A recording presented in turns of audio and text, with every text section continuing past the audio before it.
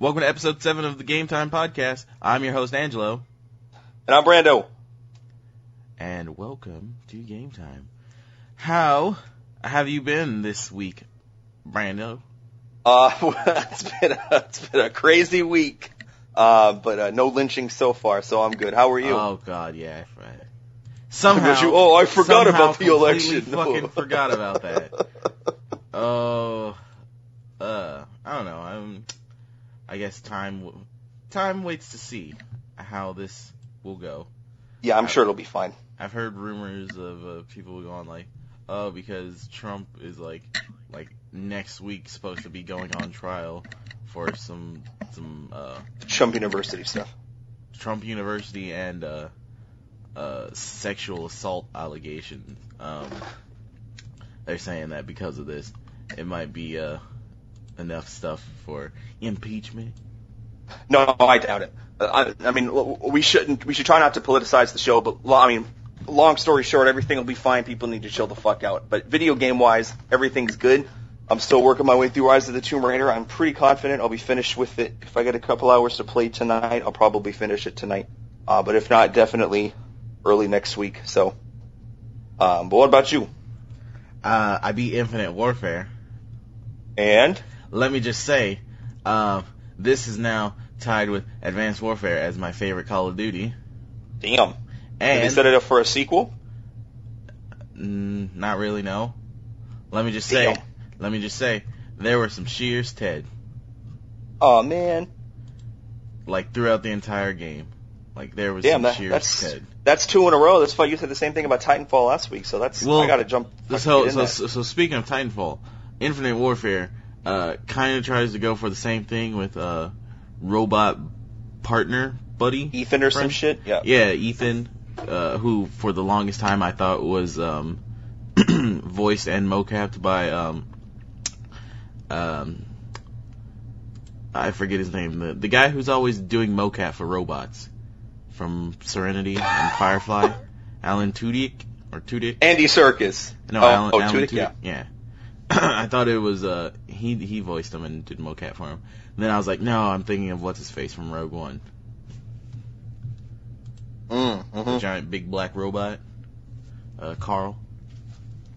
Yeah. I really enjoyed it. Beat the shit out of Kit Harington, though I do kind of prefer that they would have had him. No spoilers. I do prefer they would have had him play the main character instead of the villain. Yeah. But I like him as the villain role. He's really able at doing the whole, I don't know if it's the writing or his acting of, hey, I'm the bad guy. Fucking hate me. And you're like, yeah, I do fucking hate you, asshole. Yeah. That's awesome. The game's good. Only real problem I kind of didn't like, and I felt it could have been touched on and been better, was the flight controls for the jet. Yeah, the Jackal. Yeah. I've heard those aren't very good. But that's more of kind of like because I'm so used to like Elite Dangerous and just all these like flight sim games, and like I've got flight sim flying controls just hardwired into my brain. And so, like, when I touch something that's not good, I'm like, ugh, it's yucky, get it away. Same way I react to girls, so that's fun. Oh, ha ha. If I had a rock, I'd bust your head.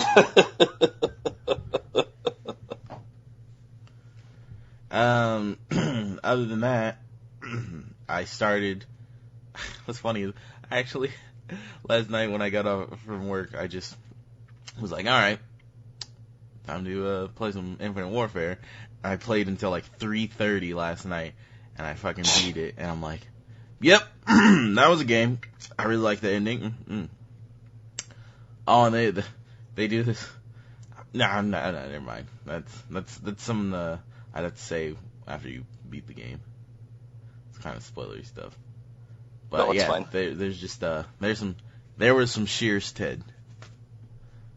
They were definitely some shears, Ted. Shit, as soon as I get through, what's next? Hitman, Deus Ex, and then Watchdog. No. Yeah, as soon as I get to those two, I'll be able to fucking jump in, so that's awesome. What else? I started playing Modern Warfare Remastered today. Ooh, and? It's Modern Warfare, but remastered. I don't know what... yeah. Okay, cool. I mean, how does it look? Smart. Fucking beautiful.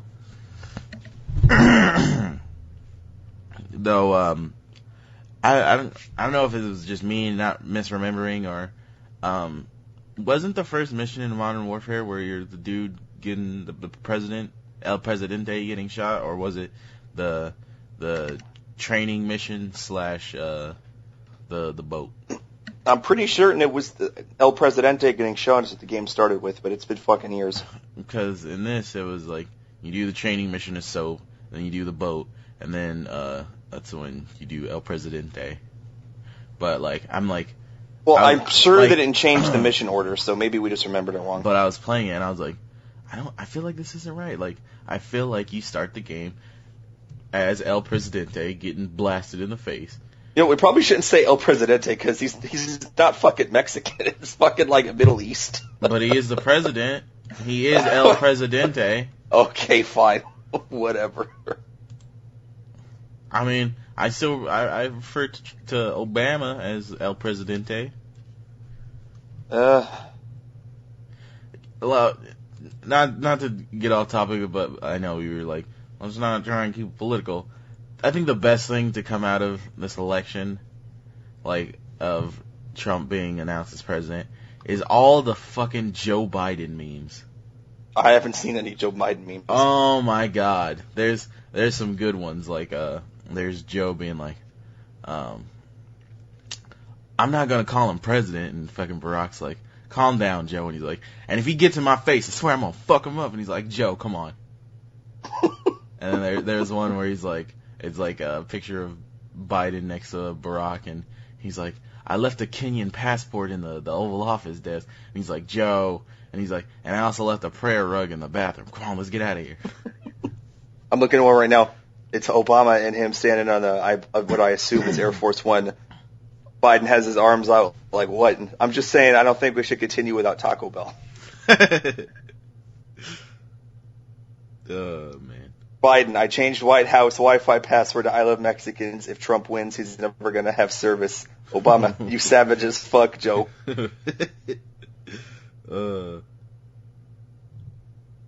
White House, any good ideas on how to defeat ISIS? Biden raises his hand. Besides assembling the Avengers, Biden lowers hand. What in the fuck? How did I miss this and the Arthur meme situation? What is happening? You're not cool? Cool.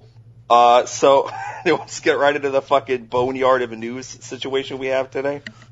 'Cause the news has been bone dry. Just like Anthony's wallet. Alright, let's, man. Like, my news list in comparison to yours is just like, God. Well, that's because I'm Woodward and Bernstein over here. More like you're just going for like literally anything. You're like, I guess this could be news. Scrape. Oh, what's this? Oh, scrape.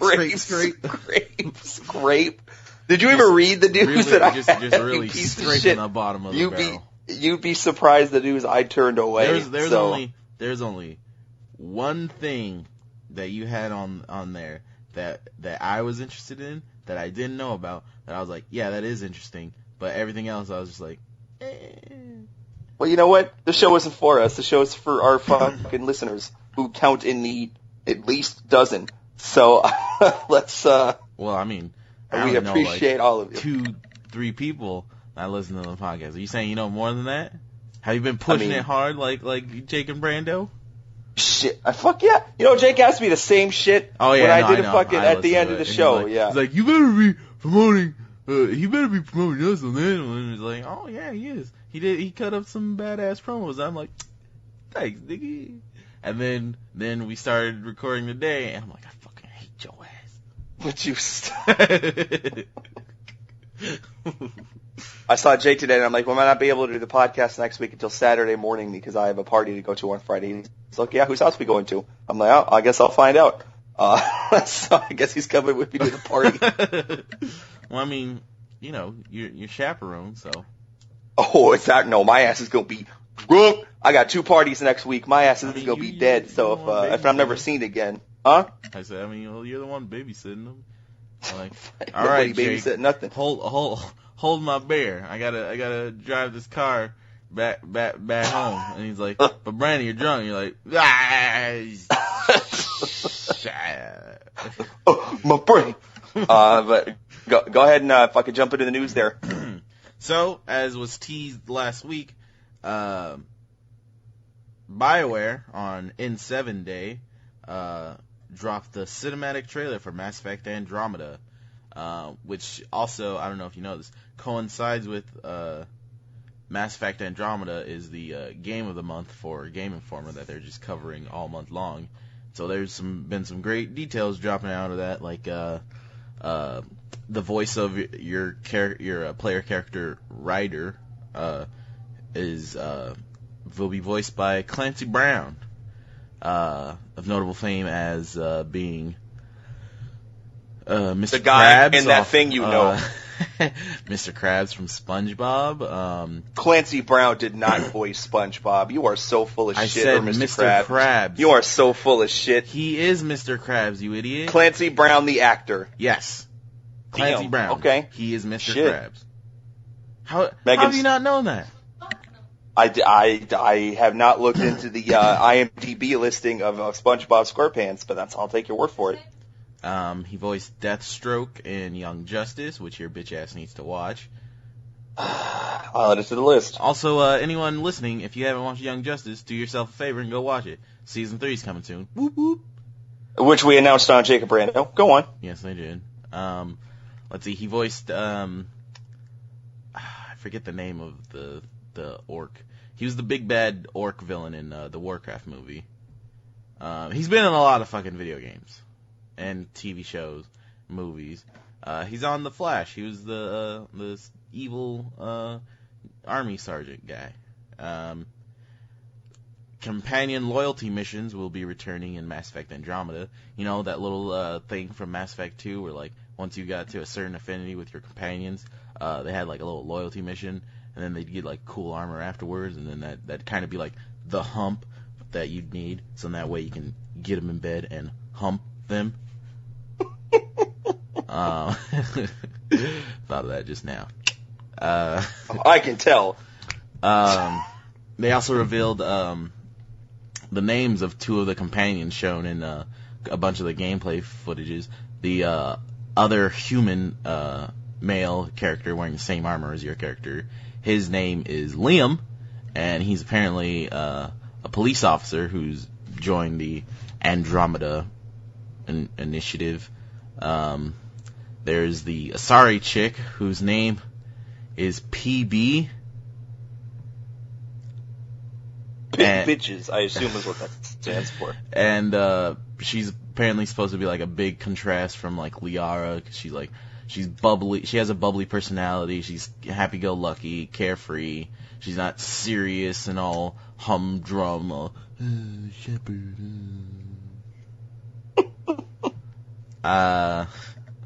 They showed they revealed some details about the new Mako that's been seen in a couple of the trailers. It's called the Nomad, and it'll have no offensive capabilities because they felt that they kind of fucked up having offensive on foot and vehicle in the first Mass Effect, and so they're like, well, how do we change that up? Just have it be exploratory. Huh. So it seems like still no one really has been able to replicate the great foot-to-vehicle fighting transitions in the single-player game that Halo has. So, I mean, I'm pretty sure there's probably some stuff out there, but I just woke up an hour ago, so My heart aches for your hardships, my friend. Well, I mean, did you work a 10-hour shift last night, Brandon? No, didn't think so. Well, I mean, if my 10 hours. You having a stroke? No, I was making fun of you. Oh, cool. A stroke. Oh, I was like, oh, Brandon. well, I mean, what do you think of that Mass Effect Andromeda shit? I mean, you know. The fucking cinematic trailer, it's getting me. Yeah, I haven't watched it. I'm sorry, what? I haven't watched it. That's understandable. You're kind of you do that whole thing of like, oh yeah, no, I'm interested in it, but I'm not really going to look at anything about it. Are you being sarcastic? Because that is the thing I do. No, I'm just fucking stating it, fucking asshole. You know what? What's next, bitch? Oh no, we're still talking about Mass Effect.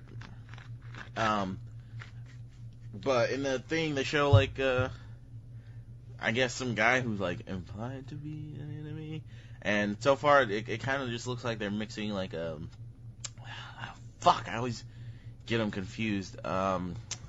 Is it Promethean? Prothean. They used to eat flies. all these games. Shout out to Javik. Past races that are basically all like pretty much all sound the same. Batarian, Solarian. Sorry. No, I mean like R.I.P. how like Morden. all these games have like these sci-fi games have like their past ancient races that their names are basically all the same. Like Prothean, Promethean, Precursor, Prothean, yeah. It looks like Prothean tech. Like you see some Prothean tech looking stuff, but it's also kind of got like kind of like Reaper-esque things. Oh shit! But also like the kind of like bug aesthetic of like the collectors. Was that what they call them? Too? Yeah, the collectors. Yeah, so it's got like aesthetic mixed between those three: the Protheans, collectors, and Reapers. Like there's one part where you see like a giant flying bug looking thing that looks like the abomination thingies that the Reapers were making, the assimilation things. Like it's got like that kind of like fleshy gray aesthetic, but it's also like got like the bug armor from the collectors, but then like technological bits that look like the wavy scan lines from Prothean technology. Yeah, I mean, I guess the thing that'll be interesting is what everything took place in the Milky Way galaxy in the games, but what kind of outreach did the collectors and all them, what kind of effect did they have on other galaxies? Because, I mean, the assumption is that the Reapers were just taking over the Milky Way thing and doing their whole circle of life shit on those species. But, I mean, that's the fucking ancient races in the Andromeda galaxy. They just like keep like every couple like thousands of years they look over at the Milky Way. They're like, they're doing it again. Like, damn, there's some shit going on over there. they're doing it again. Let's halt the project to send ships out there. You know what? Let's go to other galaxies instead. Fuck that. Let's turn the lights off. They look over here and make sure they don't see anything. As the fucking colony ship and Andromeda is like leaving the Milky Way galaxy, they just find like a giant border wall in space, and they're like, "What the hell?" Closed. Fucking turn off the lights and fucking somebody yanks the chain and the whole galaxy goes dark. But I mean, the closer it gets, the more that I hear about it here and there. I mean, I don't know, like. You know me, I'm OG Mass Effect. I'm like, just leave it alone, let it die. Shepard, I was Shepard, and it's done. But no, not me. No. I mean, it'll be cool to get back. I'm probably gonna take some days off from work to fucking play the shit when it comes out because I'm really gonna sink my teeth into it and explore. Because those are the games. Mass Effect are the only games that I play slowly. Like I read all the codex entries. I fucking geek out. So I only read the ones with the voice acting. Like, you remember that in 2 where, like, I think it might have been in 1 also, where, like, you open up a log and then it's like, sorry, race. And I'm like, okay, yeah, you can keep talking this to me while I look at my phone, and I'm listening, I understand. Yeah. But then the ones where it's like, yeah, this is some ancillary background stuff that you're gonna have to read, so have fun, Cupcake. I'm like, yeah, no. Ancillary, I happen to find Batarian political turmoil very fascinating. You are the only one. I think the only other people who would be as interested in that as you are would be the person who had to write that file at BioWare. I'm doing good. Yeah, but we can both agree Mass Effect Andromeda, very excited. Yes, and, though, how you keep going, like, I wish they would have just let Mass Effect lie as it is. If they would have showed Mass Effect Andromeda as, like, some completely, like, with a different title, like, it's not even Mass Effect, but just, like, Andromeda Exploration or something like that, and, like, just get rid of any traces of Mass Effect, and just have it as, like, a new IP, I would have been down. Yeah. But, Mass Effect, woo! Now, moving on. GTA Online gets Tron-like update. So, you get light bikes, and you can play like a GTA version of the light bike game from Tron and Tron Legacy. And you don't sound too enthused. I'm mad. No fucking news. That's what I'm mad about. Okay. But, well, I mean, that's cool. I mean, GTA keeps getting cool DLC, so enjoy these last sprinklings as they come, because it's going to be fucking all hands on deck for Red Dead as soon as they announce their release date. Woohoo! Or who knows? Maybe. I highly doubt it at this point. Like, seriously. But maybe they'll still be all like, here's some story DLC for Grand Theft Auto 5. Shit, keep dreaming, my friend. I know. But, I mean, I haven't really gotten a chance to play this update, but, if it's better than the light cycle gameplay from Tron Evolution. I was about to say, you are not about to fucking say Tron Evolution right now. Okay. Then I'll dig it. I actually bought that game when it came out. I wanted to play it, but I just never got around to doing it. Apparently it wasn't very good. The story. The multiplayer was fun as fuck.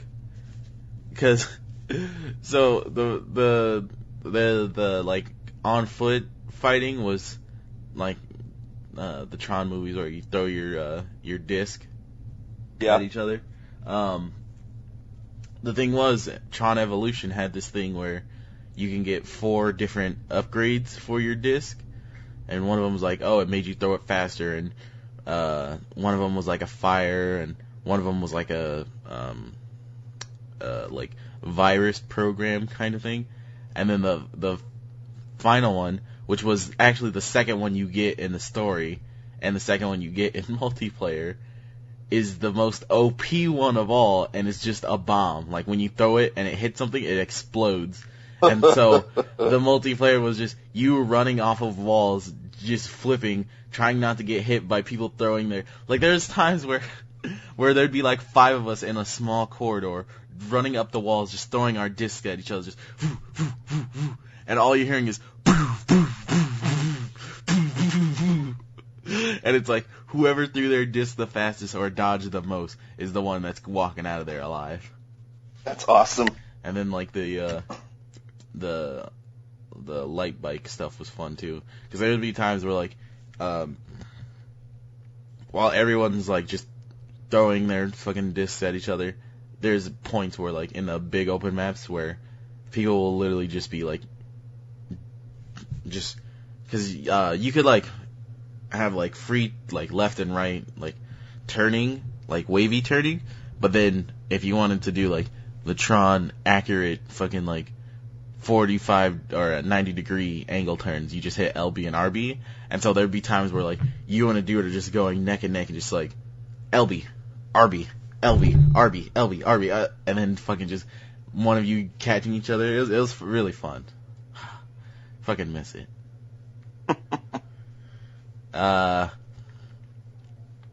That's all the news I've got, though I do want to leave everyone with one little detail. 16 more days. 16 more days on the B-Boy Road Trip oh my god. simulator watch. Nobody wants a countdown other than you. Do you know that? Everyone wants a countdown. No, they sure don't, though. Yes, they sure do, though. Okay, all right. Literally, go ahead and tell us. The only person who's sitting there like, no one likes Final Fantasy, is you. I stand by what I said. That it's not going to score any higher on average than The Last Guardian will. Trust me. It'll sell 3 times as much, 5 times as much. Yet. Yeah, I know, and I'm saying the average scores for both games will be about the same. I'm going to say that Final Fantasy 15 is going to get upwards of the best-selling Call of Duty numbers.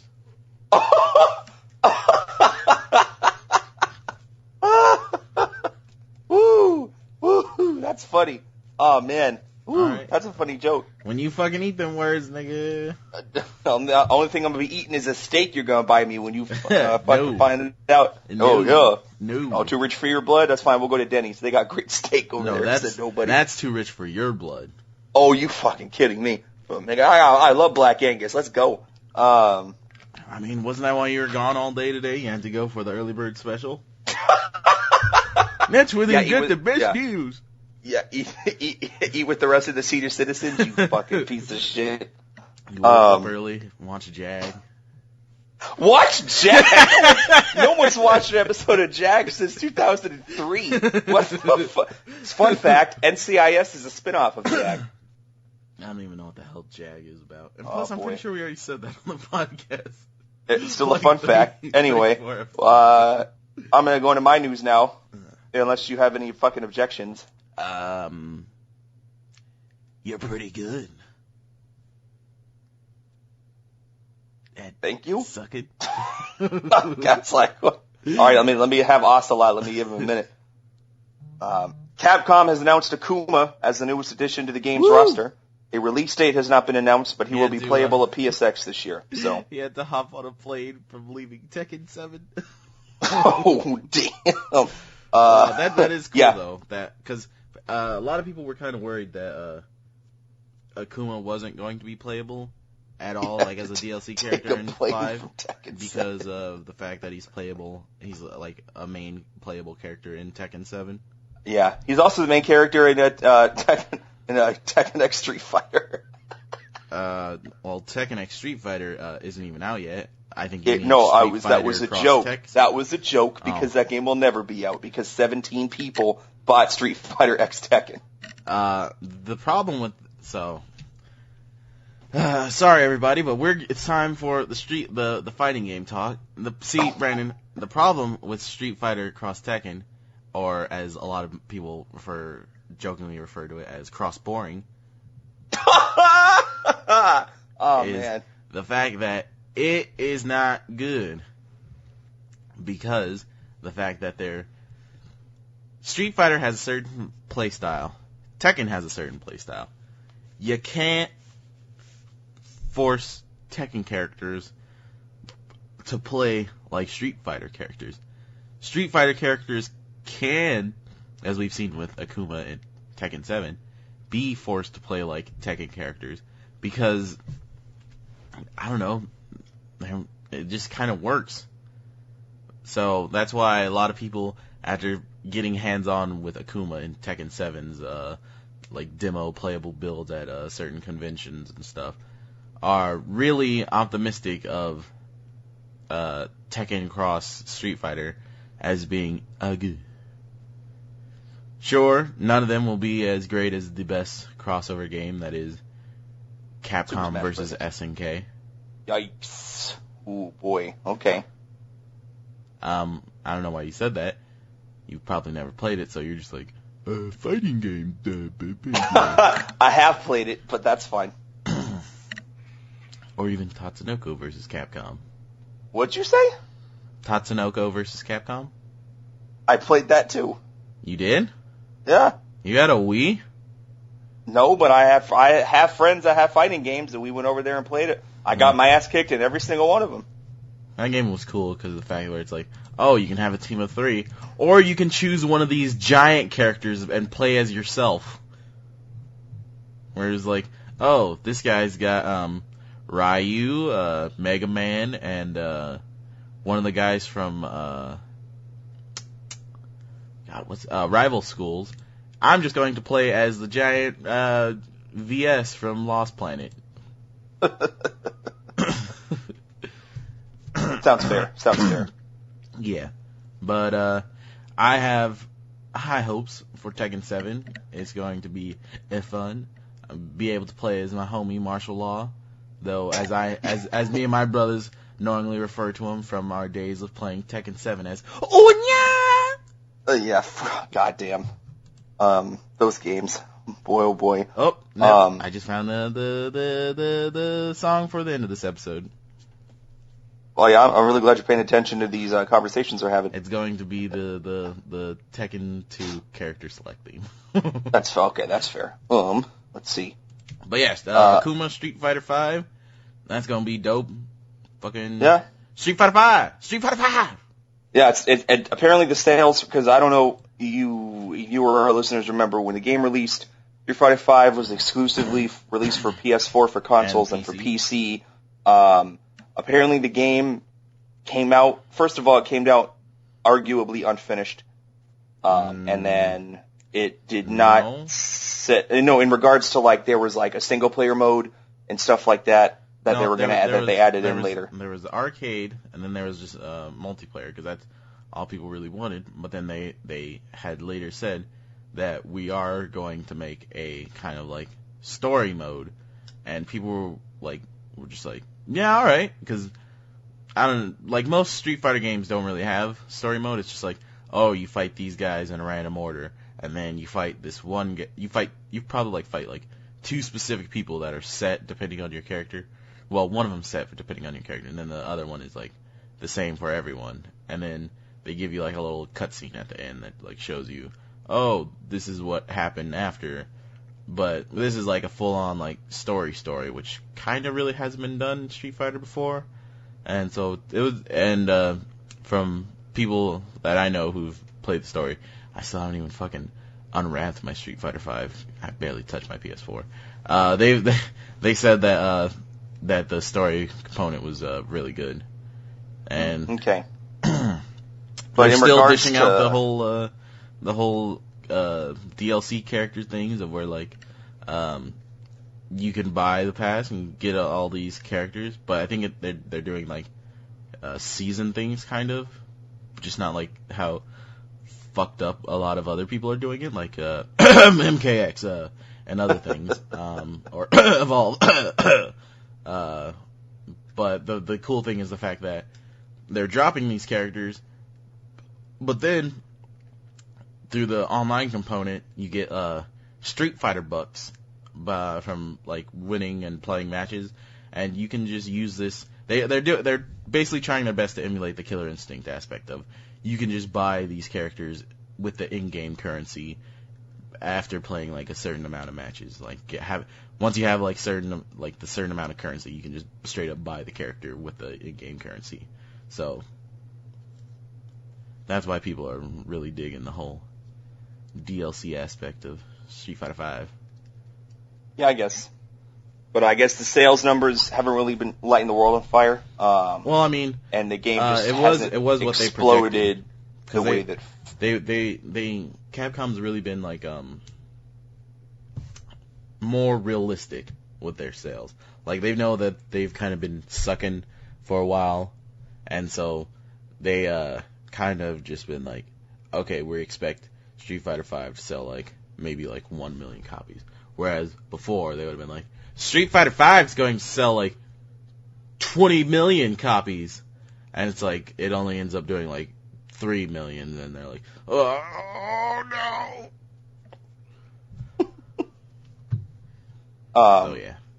But I mean, whatever. I mean, I don't like Street Fighter necessarily. I never really liked the games that much. But okay. Yep, that's exactly why. But hey, speaking of Capcom, Capcom may be added to the list of companies developing game. Capcom may be added to the list of companies developing games for the. What? I don't know if you remember this, but there was, I think it was a game or like one of a Capcom like press event. They spelled Capcom wrong. Oh my god! They spelled it Capcom. And then somebody got fucking fired. Good times. Continue. During an earnings Q&A session, the company made the following statements about the console. Quote, "It is excellent to have the market invigorated with new hardware launches. As a software publisher, we endeavor to develop games that offer enjoyment best suited for each piece of hardware's features and target users. Following first party in order to introduce our own content, we are currently moving forward with internal planning and analysis as a partner company." End quote. While not necessarily a show of support, Capcom brings third-party name recognition, which is a market Nintendo has always had a hard time taking advantage of on its consoles. So, I just thought that was interesting. When you and I were discussing the Nintendo Switch, one of my sticking points was the subpar, in my opinion, list of game companies that were going to be backing it with third-party support. Capcom, fine. Capcom being added to that list at least gives them, not that Capcom is fucking, king of the world like it used to be, but it's a name that people will recognize and in some cases recognize and associate with success. So we'll see what happens. I mean, that's one of Nintendo's, as I brought up before, the third-party support is going to be something that's going to be one of the factors that account for the success or failure of this console. Nintendo has proven in every single console generation that they do not know how to deal with third-party support. So I imagine this is going to end the same way it always does, but we'll see what happens. Like your whole argument of they don't know how to deal with third-party support has only really been relevant since like late GameCube, early Wii era, because Nintendo, Super Nintendo, and N64, they were actually pretty good with it. In some cases, but like they had the draconian fucking rules for, like, Konami had to make a different company called Tiger or some shit. Not Tiger. They had to make some bullshit ass name because Nintendo would only let their third parties make 4 games a year for their console. Like, that's the kind of shit. No, I don't mean necessarily the games per se, but just the relationships also. Nintendo is infamous for treating third parties partners like garbage, because they still seem to think that it's 1985 and nobody else knows how to make a fucking video game. But, we'll see what happens to that. Next, Patrick Bach, longtime GM of developer DICE, has left the company. EA Studio head Patrick Soderlund made the following statement about the departure. Quote, "Patrick Bach has been a great colleague to many across DICE and EA for almost 15 years. We thank him for all his contributions, especially to our Battlefield franchise and community, and wish him all the best on his next adventure." End quote. Bach himself also commented on his exit, saying, quote, "I've had an epic ride at DICE and EA filled with amazing creative and passionate people and unforgettable experiences with our player community. I'll certainly be playing Battlefield 1 for a long, long time to come, and I look forward to seeing what's next from the incredible team at DICE." End quote. It seems the departure was not due to any kind of differences, which is not shocking. DICE and EA have had a close and cordial relationship for many years. No announcement has been made about who will replace Bach. We wish him all well in his future endeavors. I put that news item in there because Battlefield 1 just came out, and DICE is not a company that has a lot of restructuring in the years that they've been around. So, I thought it was interesting. But, fuck me, I guess. What else? Do you mean? The fucking... I'm sorry, I don't know this one random dude at DICE. I mean, I don't know him either. I mean, we never had dinner or nothing. He won't return my phone calls, but so I had some Mass Effect Andromeda stuff on here, but you already touched on that, so we probably don't need to get into it. Let's see. N7 Day released. Following details, you play as either the male or female rider sibling as they take up the mantle of the Pathfinder, a leader who is responsible for leading humanity to a new home in the Andromeda Galaxy. The game takes place 600 years after the main trilogy. The Andromeda mission launched in 2185 between the second and third games, meaning the impact of the third game will not be felt. Yeah, meaning the impact of the third game will not be felt by your crew or your ship. So. Wait, what? Yeah. What? Yeah, the Andromeda missions, they sent out 3 arcs filled with 3 different species and sent them in the Andromeda Galaxy. And and the riders or the family, I guess, in charge of, or one of the key figures in the human arc. I think the Asari have one, which means they'll be the same fucking Asari they probably launched with, because they live for 1,000 years or whatever. And then who the fuck else has their own, probably. So I don't know. It's going to be the same humans too, because they're all in cryo sleep. Oh shit, that's a good point. I didn't think about that. But I didn't know that. That makes sense though of how the main character's father is a member of N7. Like, I'm like, man, that's kind. I was like always like, man, that's kind of weird that he was a part of N7. Before the Reapers kind of came and ended Earth and other galaxies. That's cool though. That they somehow still kept N7 going. Because I thought this game took place after 3, and that like the humanity rose together, or humanity and all these other races rose together to make ships and stuff to send them out of the Milky Way galaxy. Yeah, I mean, the concept is cool. I guess they kind of wrote their way out of having to be tied to the end of Mass Effect 3, which I still think was fucking just rain disaster on that whole franchise. I really don't know why they ended it that way. And they technically shouldn't call it Mass Effect because the Mass Effect fields don't work anymore. But I guess we'll see what happens. Probably use a Mass Effect field to launch them outside of the Milky Way galaxy. Possibly. Like maybe they're using Mass Effect field to get to like one of the last like systems and on like the outer ring of the Milky Way galaxy, and then the ship just goes. Yeah.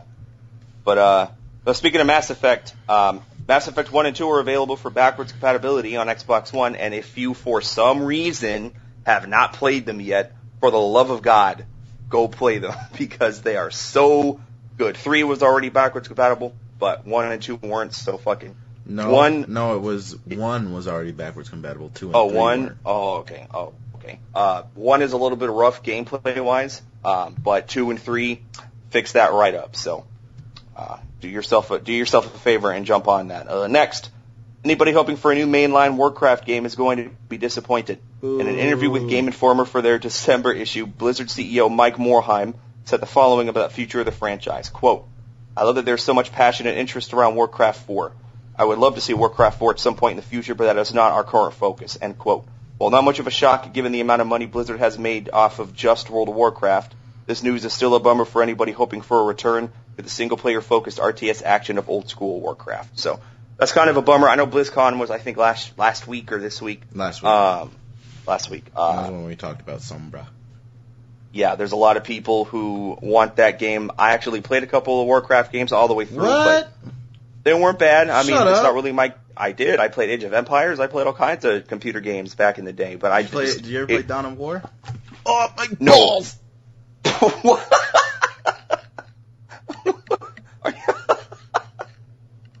Are you okay? I dropped my soda. Oh my balls. Oh, that's what you get for drinking Diet Mountain Dew. I'd like to have you know it's the greatest citrus drink of all time, Cactus Cooler. I have no fucking idea what that is. You've never had Cactus Cooler? No, I don't know what the fuck Cactus Cooler is. Sounds like a Capri Sun. It's this soda that's like when you hear it, it sounds gross, but it's actually really fucking good. It's orange pineapple soda. Oh, that sounds interesting. And if the best way I can describe it is like an orangey Mountain Dew. Ooh, okay. Well, shit, alright. But yeah, well, I'm not surprised. Blizzard is kind of being the sound of their own drummer. I personally am surprised that they have not announced like World of StarCraft, because I think that could maybe be good, but who knows? A StarCraft MMO would be good. Problem is that I don't think they really want to have like 2 MMOs going on at the same time.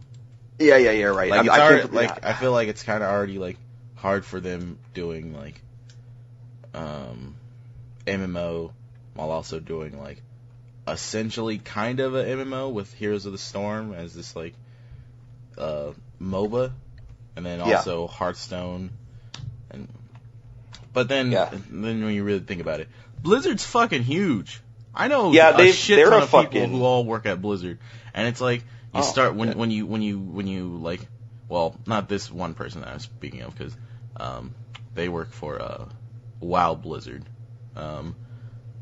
but I know someone who like recently, and it's like once you get there, you start on Diablo, then you move up to I think it was StarCraft, then you move up to WoW, and then maybe you move up to Overwatch.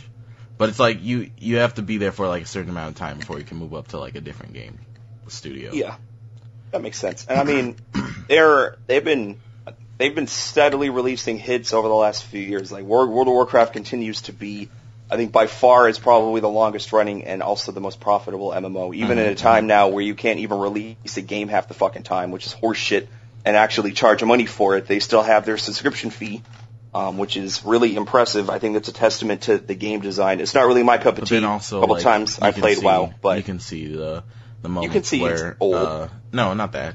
Because they've recently updated the graphics from looking the old way to like a more like newer looking version that looks kind of better. It's more of, you can see where there's been bits where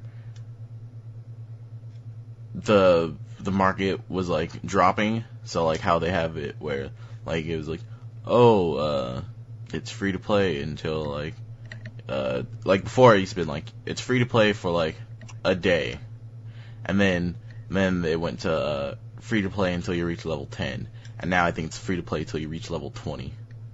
Yeah, so they definitely have managed. I think it struck the right chord at the right time. I mean, I'm still expecting any day to be like, World of Warcraft server shutting down, but I think what baseline their player count stays around 10 million, maybe a little less, and then it peaks up to 50 or whatever when they have a new expansion pack come out.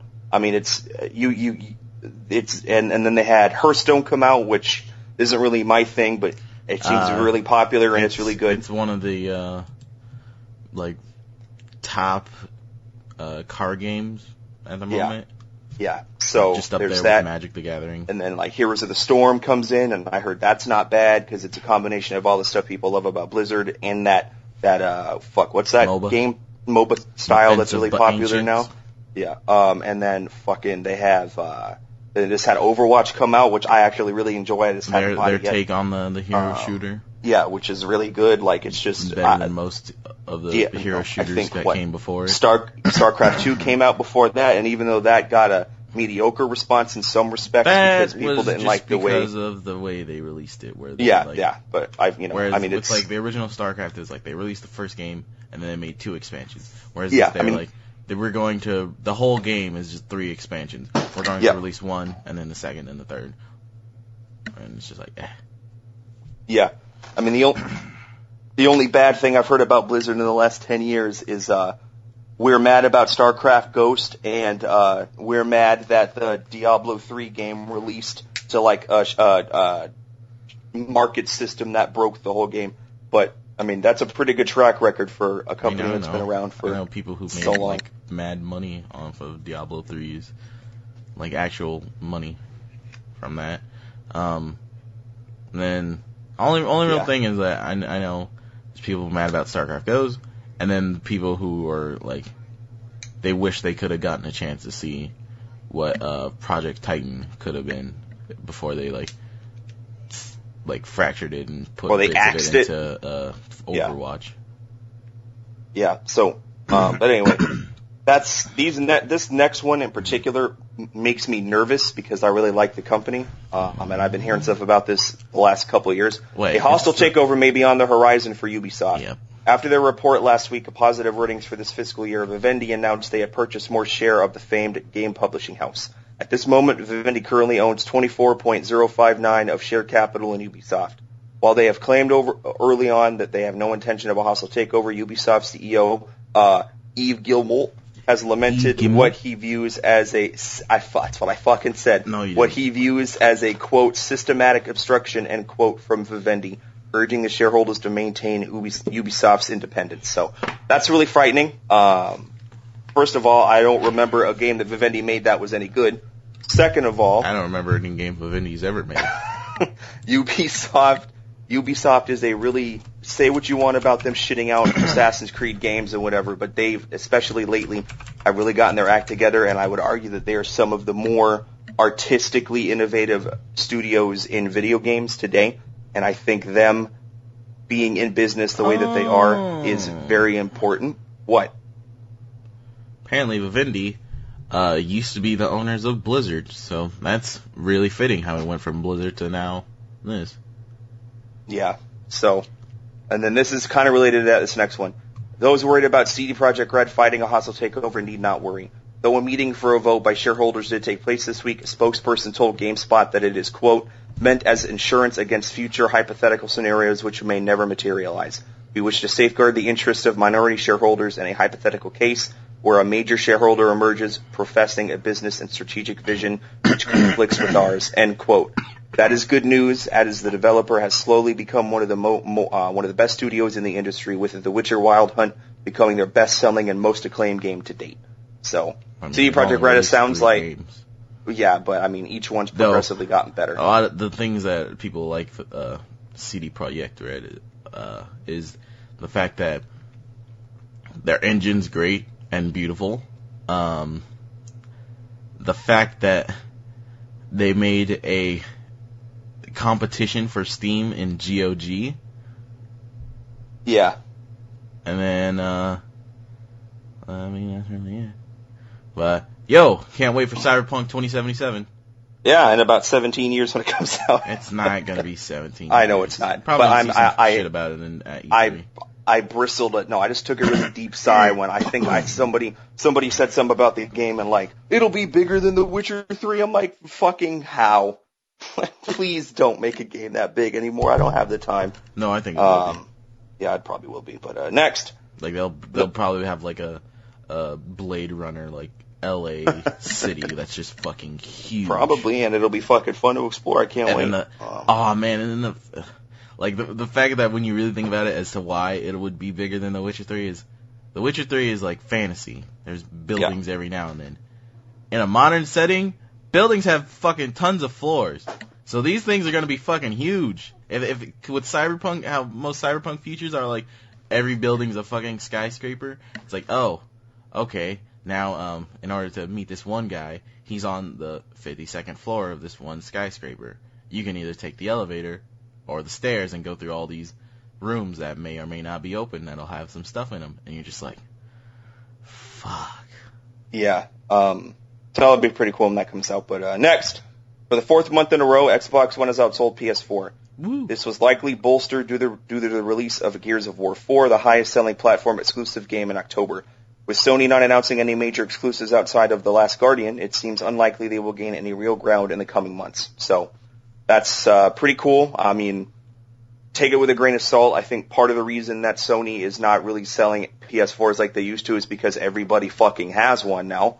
But I definitely think that their hubris is going to come around because they also have kind of been resting on their laurels and not really releasing anything. I think off the top of my head, the big exclusive I can think of recently is Uncharted 4, other than PSVR. But I can't really think of any big budget. Yeah, I mean, they had a string of them in a row, but a common complaint with Sony this game generation has been the fact that they don't really, they have a couple games sprinkled intermittently, but then they don't really have anything else to anybody. It's kind of the fact that like they're giving all these like first party Sony developers like time to make these games, and so they're just kind of like going off of what they were pushing like real hard before the PlayStation 4 was coming out was, well, Xbox may not have it, but PlayStation has all these indie titles, and it's like, great, you've got the problem with indie games is that there's some good ones, and there's a lot of shit ones. Yeah. And the PlayStation Store has a lot of shit ones, and barely any good ones. Yeah, well, I mean, from that perspective, I think Microsoft and Sony both suffer from the same thing that apps stores suffer from, which is the fact that there's no one in there doing quality control. Yeah. They're just taking their nickel and they're saying, cool, release the game on our platform, which I think is bad for business, but I also understand the business side of it. But I think there's a podcast I was listening to, and if they cut the bottom 50% of games in that, they wouldn't even affect their bottom line at all. So it's just something to think about. But here's a game that I didn't think about very recently. Gearbox has announced its new story DLC for hero shooter Battleborn. Ugh. Called Toby's Friendship Raid. It is detailed as follows, quote, who the fuck is Toby? This all-new story operation lets players fight their way through LLC manufacturing facilities deadly traps, and enemies to earn new skins, taunts, and chances to unlock faction commander packs, which while pursuing their mission to restore Toby's mech suit to its rightful owner. End quote. Gearbox has also announced a new playable character, Beatrix. This brings the total character count to 30, which is equal to the amount of people still playing the game. So good for them. And then this last one, fans hoping to get their hands on an on an NES Classic will be disappointed. Numerous sources are reporting that due to a massive shortage of the product in stores and Nintendo's insistence that it not be available for online retail, it is almost impossible to find. It is worth noting that a limited amount were available on Amazon, which caused the whole site to crash whenever everybody tried to buy it. This is not the first time Nintendo has struggled with supply and demand. Certain amiibos were notoriously difficult to find, infuriating many of the Nintendo faithful and souring arguably one of the better parts of the Wii U. It seems unlikely the company will solve this issue anytime soon, but time will tell. For the few that did manage to get one, the Nintendo NES Classic has proven to be very popular. So, once again, Nintendo not learning its own lesson. Really accurate of, there's some that people just weren't able to get. Like, I don't know, you probably really didn't even know or really gave a shit about amiibos. But Brandon, you know the character Falco from Star Fox? Yes. Yeah, he's pretty cool, huh, isn't he? I mean, he's always going to be second fiddle to Fox, but what's your point? If you wanted that amiibo, you had to go to Blockbuster. I guess I'm not getting one. In Mexico. Okay. It was exclusive to Blockbuster in Mexico. Okay, but that's the kind of... Okay, but that's not an excuse as to why it's not available. Nintendo knows... I'm just saying that, they're when it comes to, like, some of the... What's the word I'm looking for? I don't even know what the word I'm looking for is. Basically, they're pretty dumb with how they're handling stuff. Yes. On like release and like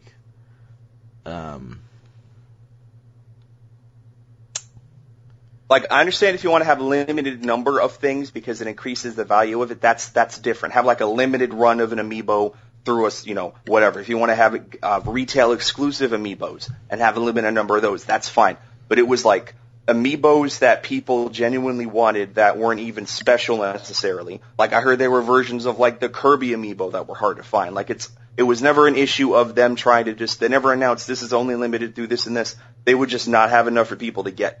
And that was something I heard about being an issue for the entirety of the Wii U's life cycle, which is there's no excuse for that. And then not making the NES Classic first of all, another problem with the NES Classic, I'm sure you probably heard about this, the fucking cord that it connects to is ridiculously short. Like, it's stuff like that. It's like there's no reason. It's like they can't give their fans the thing that they want without finding some way to slap them in the face. Well, here's the NES Classic, but the cord that connects to the back of it is so short that you can't even fucking really use it unless you're inside your wetelevision. And here's the amiibo, but we're going to make all the cool ones. Oh, you have to fly to fucking Alaska and climb a mountain to go get it.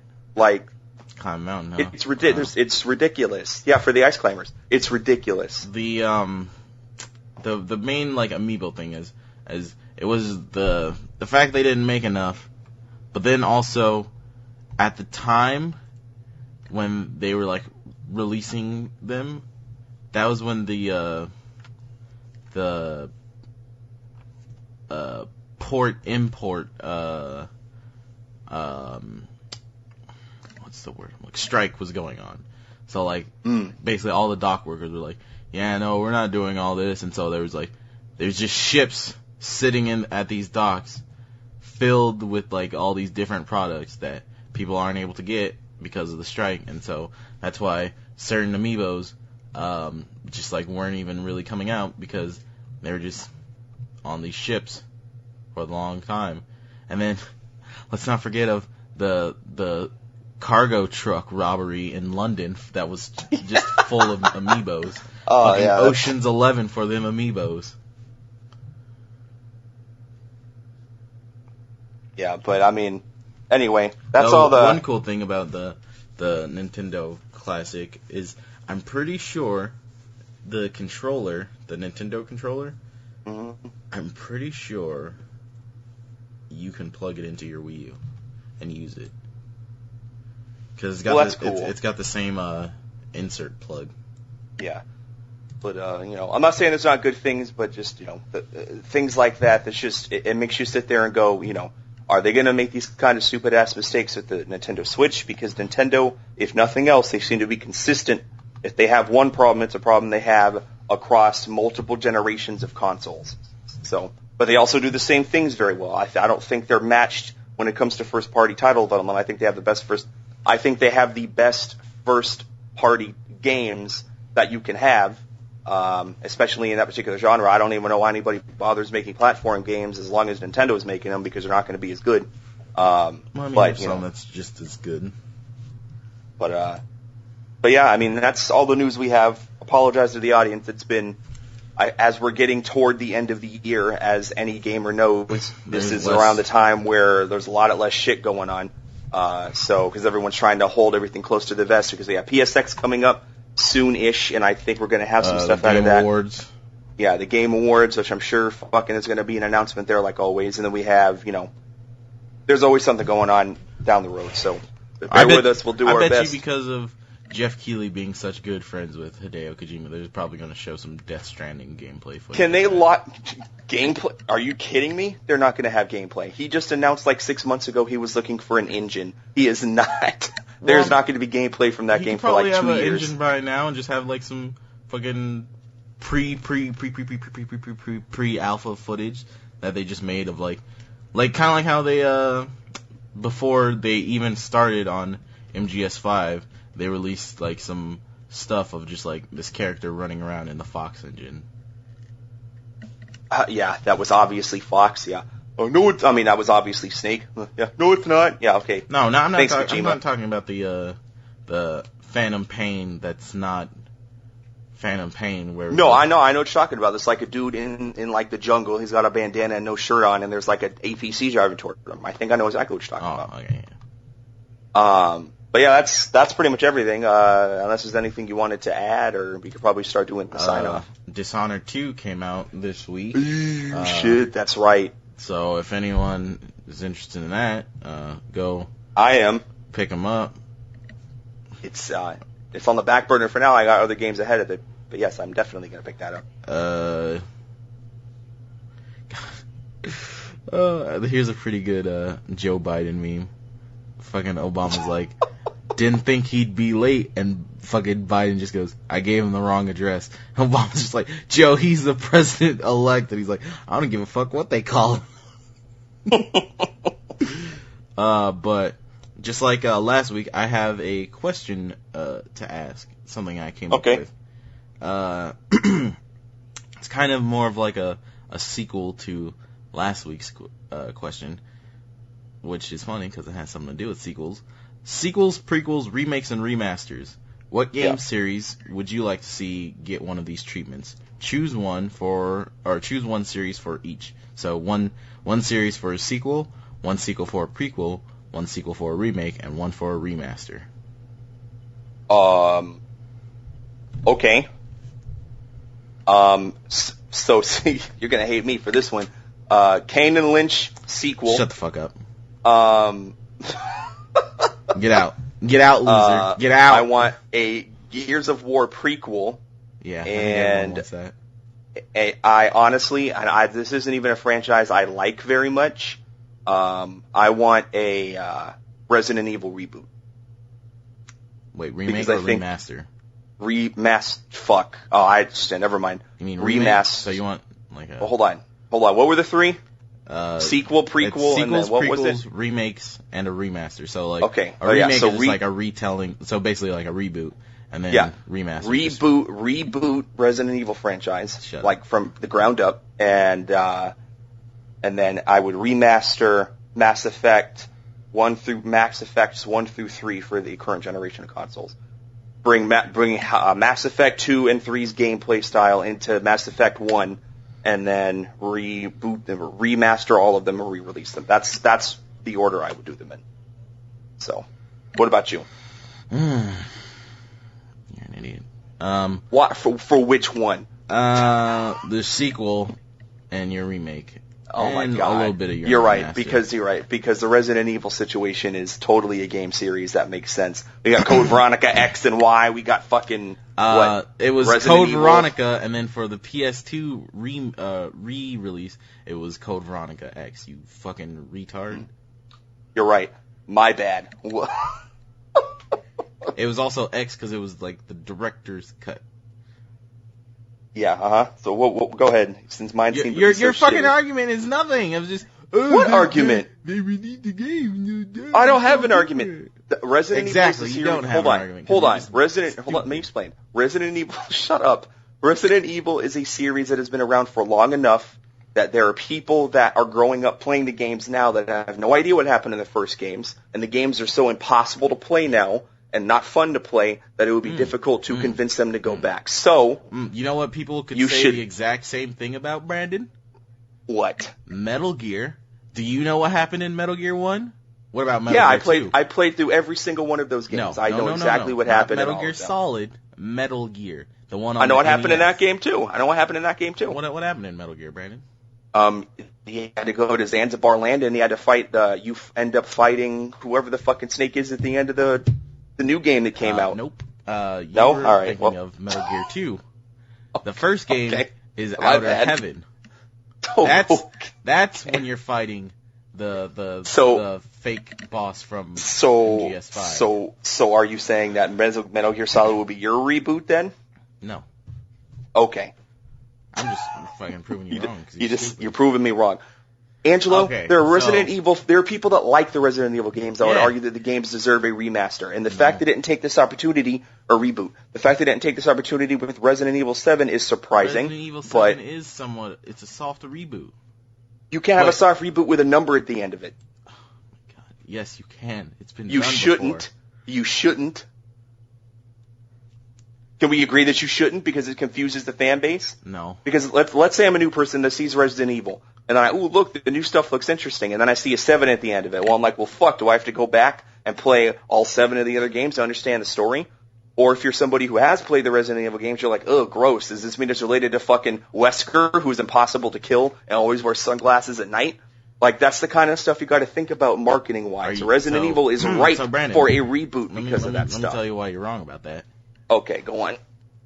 Do you have to have played fucking Super Mario Bros. 3 to understand, or do you have to have played Super Mario Bros. 1 to understand Super goddamn Mario well. Bros. 3? You know I just goddamn proved your well ass wrong, so you're that mad is about not that. the same thing. I'm not even mad. That is not the same thing, and you know it. You can't compare a platformy game about Mario saving Princess Peach again because that bitch can't find a house with a fucking lock on the door to a video game about zombie outbreaks and fucking experimentations and corrupt police and companies and all that other shit. You cannot compare those two story threads. Are you saying Mario has a story thread that goes in one line. Resident Evil has story threads. You're gonna let me talk? Yeah, go ahead. Are you saying you would have to have played and understand Fallout 1 in order to play and understand Fallout 4? What was that? But please say it louder. I said it, no, but that's not the same. That's not the same It instance is. either. No, it's not. It is. Why? Why is it? Because just like Fallout, Resident Evil, it's not continuing the same story fucking game by game. Fucking Resident Evil 2 was about Leon trapped in Raccoon City trying to get out and save this person and a little girl from fucking bomb going off and this monster that keeps chasing them. Resident Evil 4 is about Leon going to a fucking island somewhere in Europe to save the president's daughter. Then you could argue the Resident Evil 4 was also a soft reboot. Yes. Yeah, Or it would have been if they didn't introduce fucking Wesker into the 5th game for no goddamn reason. They're oh my god. You don't know because you never played the fucking game. I fucking finished the 5th game. Did you play Code Veronica? No. Exactly. Because that was the last game that Wesker was in when it showed him with having his fucking powers and shit. When it was Okay. like, what? Wesker, you're back? Because it goes Resident Evil, like the whole Wesker, but also really the Chris saga goes Resident Evil 1, Resident Evil Code Veronica, then Resident Evil 5. It's like the end of the trilogy with like the Chris versus Wesker thing. But you wouldn't know that because you're just fucking like, well, I played these games and I didn't like them. Oh my god. You know what? I'm sorry that I don't like video games that are impossible to control. They're not impossible to control. And then the developer calls that unique game design because it makes you more scared. No, it makes me more angry and I'll throw the fucking game in the garbage. But not unique we can agree to control. disagree. It's fucking, they're literally just, the controls are evident of that time period. Fucking, are you saying that back then, when Resident Evil 1 came out, there were games playing like modern Call of Duty? No. Are you saying that when Resident Evil 4 came out, that there were games where it wasn't where you could just walk around and shoot, but you had to, like, sometimes stop to aim, to have free aim and shoot? Because I remember a bunch of fucking FPS games, or not FPS games, but like third-person games that were like that during that period, during the PS2 and Xbox One.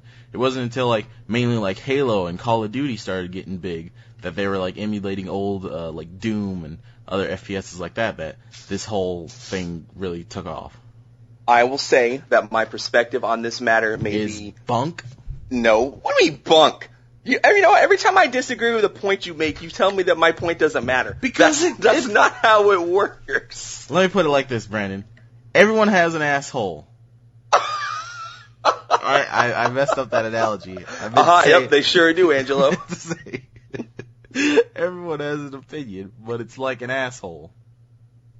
You fucked it up again. Jesus Christ. You're right to Opinions are like assholes. Everybody has one. There you go. Fucking asshole. Okay. I will give you this.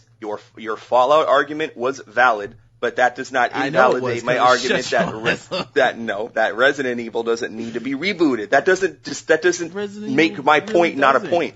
Yes, it. Okay, we can agree to disagree. The main thing they really have to do is just fucking. They just have to release a game that's just like the first 3 Resident Evils. That's like this kind of survival horror aspect. Have it have good controls and a good story, and they're good. The problem is that they keep trying to, they're like taking a step forward while also taking 2 steps back. They want to have it be like the old games, but then they also want like new innovation of like, have it be more actiony and like this and that and blah blah blah blah blah. It's just a problem that Capcom has. Like, Dead Rising 3 is nothing like Dead Rising 1. You're right, because Dead Rising 1 is fucking unplayable.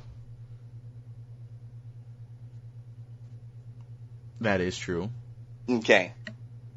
But, I mean, you can't deny that there are parts during Dead Rising 1 where you're like, I'm actually a little bit, like, not really scared, but, like, I'm kind of worried that I'm not going to survive this. Whereas Dead Rising 3... you're going around in like this giant car that you made out of mashing 2 cars together, driving over like a billion zombies, watching them shoot out the side of the wood chipper. That's fun for me. Dead Rising 1 wasn't fun for me because, again, the gameplay wasn't good. It was counterintuitive. That's the thing. Capcom did the innovation. They tried to have like a kind of more less serious Resident Evil kind of zombie game. And then they basically, like, the best way I can describe Dead Rising is like Saints Row. The first game was trying to kind of copy / emulate an already established kind of game idea like it. And then the second game, they kind of made it a little wackier. And then by the third game, it's just like, go nuts. Yeah, that's a fair argument too. But I mean, shit, I should have picked that for a reboot. We desperately need a new fucking Saints Row game. They are making a Saints Row reboot. Agents of Mayhem. Oh God, okay, I'm sorry. I was hoping for a good game. So what are your? It's kind of looking like it's imitation Crackdown. No, what are your four? Actually, the way I'm thinking of it is like imitation Overwatch, but what Overwatch's story should have been. I guess we'll see when it comes out, but it's been getting almost no fanfare, so that doesn't bode well for Volition. You must be looking in the wrong places then. So just on IGN and Game Informer, shout out. Well, so what IGN are your is kind of eh. what like are they your gave one what of are the your greatest fucking beat 'em up games a 0 just because they're like it's too hard. No, it's probably just a shot against the game design, which again is a fair reason to not like a video game. No, trust me, God Hand is a fucking massive. They even gave Okami, one of the greatest games during the PS2 life cycle, like I think it was like a 4 or 5, and that game's like a soft 9, a hard. Wasn't 10. that bad? It's not okay. It's a hard 8.5, but let's not get carried away. You not get carried away. Okay, but fuck! I should have said Beautiful Joe. Fuck. Go ahead. What are your 4? What reboot? Whatever. What are your 4? Sequel. I would like to see a sequel to Shovel Knight. I'm sure you'll get that sooner than you think. Prequel. Wait, no.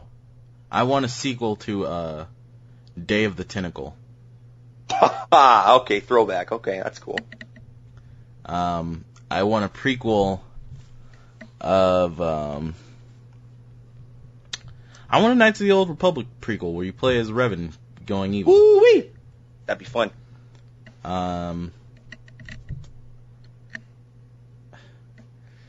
What was that one game that I used to love playing in the fucking PS1?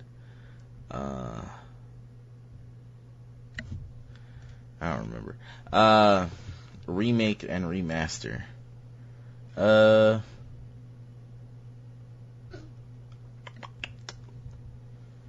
I'd love to see a remaster of Jade Empire. Oh, yes, that would be phenomenal. And maybe a remake of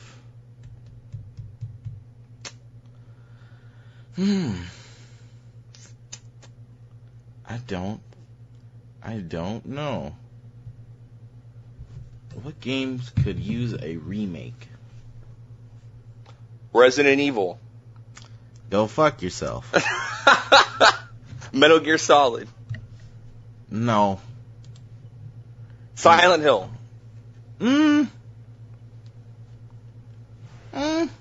Oh, no. I know a game could need a remake. Though let me just look up the title because I fucking forgot what it's called. It was a game that was kind of like Silent Hill.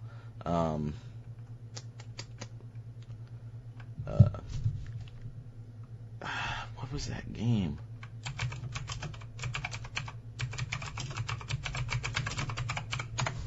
Jesus Christ. I want a remake of Dino Crisis. Oh my god, Dino Crisis. Oh man. Oh shit, that would be wild. Fucking, oh man. Just like dinosaurs are back in vogue now, so that could probably happen. Fucking, oh man. Dino Crisis. Or as I like to call it, Resident Evil with dinosaurs. That's what everybody calls it. Pretty much. But I'd love to see either a remake of Dino Crisis or this one's like just like came out around the same time as another kind of like a Resident Evil clone, kind of with Parasite Eve. I'd like a remake of Parasite Eve. That game was cool. It's like like the walking around sections was like Resident Evil, but then the combat was just because it was made by Square Enix was literally just like a better version of Final Fantasy VII's, but with guns. Yeah, I believe it. What was I going to say? I would do a sequel and reboot. I'm sorry, sequel and remaster of Stubbs the Zombie, so that I can play it new and fucking then play the second one because I never got to play that game. Maybe have it take place during the 60s. Since how the first one was like the 50s. Yeah, something like that. Or fucking shit, you could fucking remaster Destroy All Humans, too. I was just about to say, if you make a sequel to Stubbs the Zombie that takes place in the sequel, have it also like have like a crossover with Destroy All Humans. Yeah, that'd like be Crypto cool. and Stubbs team up. Yeah, but anyway, shit. That was. I'm gonna have to take this topic for fucking Jacob Brando next week. Good job.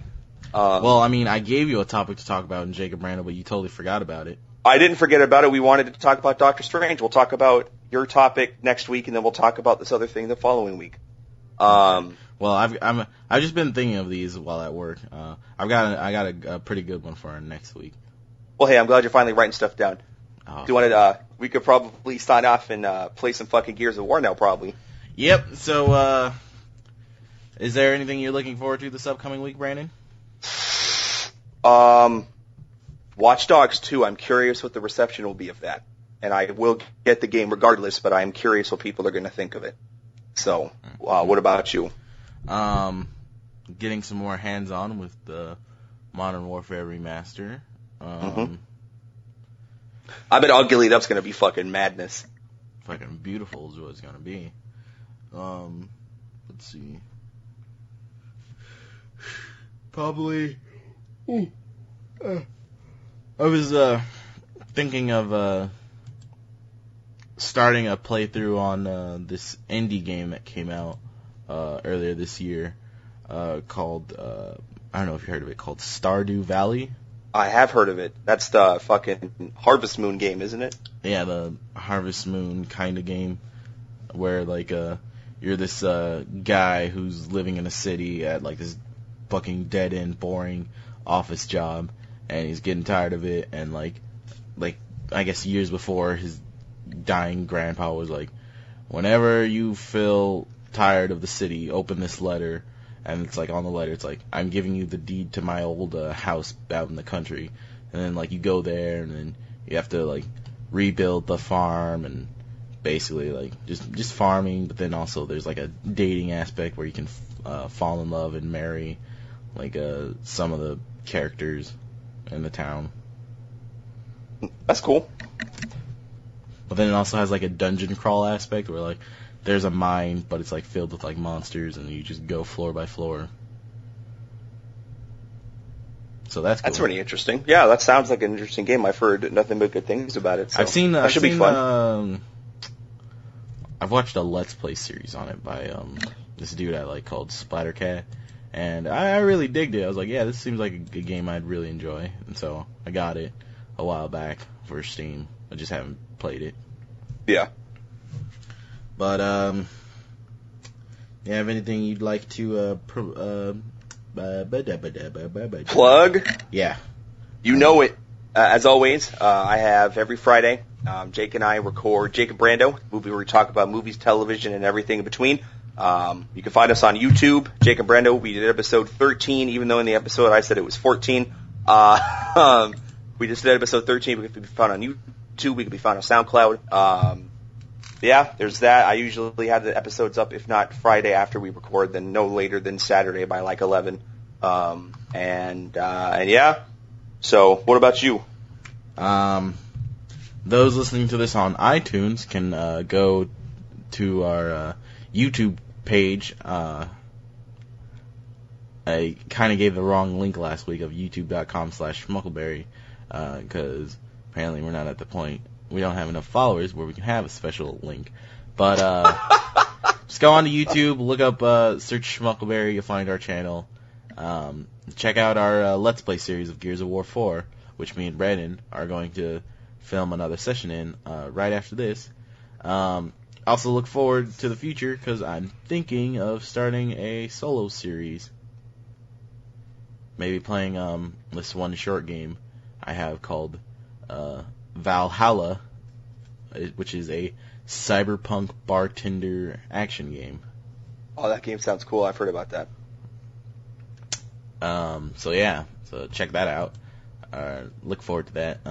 Also, those listening to this on either SoundCloud or YouTube, check us out on iTunes, Game Time Podcast.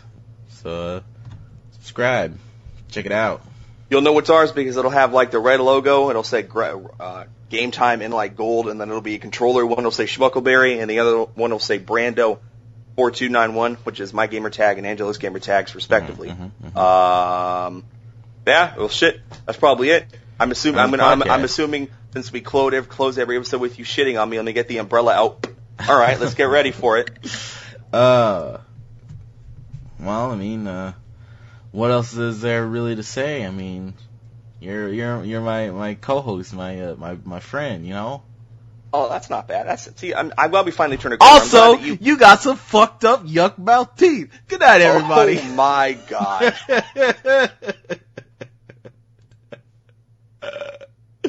Oh.